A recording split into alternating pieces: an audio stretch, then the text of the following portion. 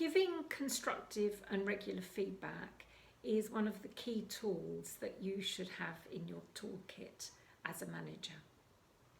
It's tremendously motivating for your team member if you're taking the time and the trouble to think about what they're doing and how they're doing it and to feed back to them.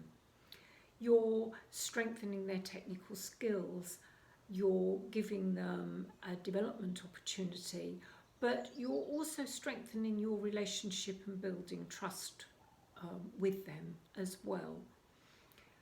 New habits are much quicker to adopt if we are given support and constructive feedback as we're practicing them and trying them out.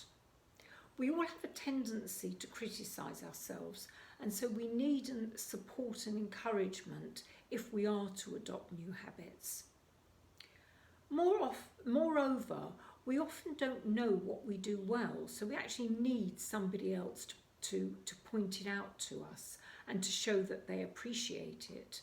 And when you're doing this, of course, you're also reinforcing what is important to you as the manager and that you want the person to carry on doing more of.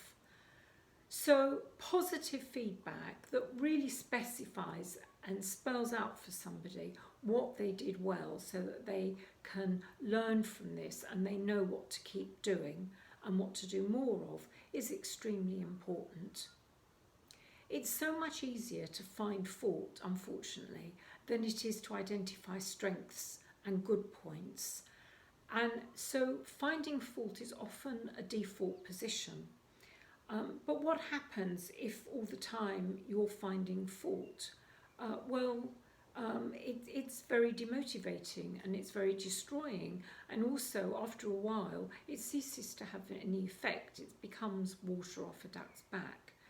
So I recommend that when you are giving somebody feedback, this is on a general ongoing basis, that you try to make a point of using a 5-to-1 ratio. This is where you give 5 pieces of positive feedback for every 1 piece of negative feedback. People need the negative feedback. They can learn from it, but it will only have currency and it will be easier to put it across if you are also emphasising somebody's strengths by giving them positive feedback.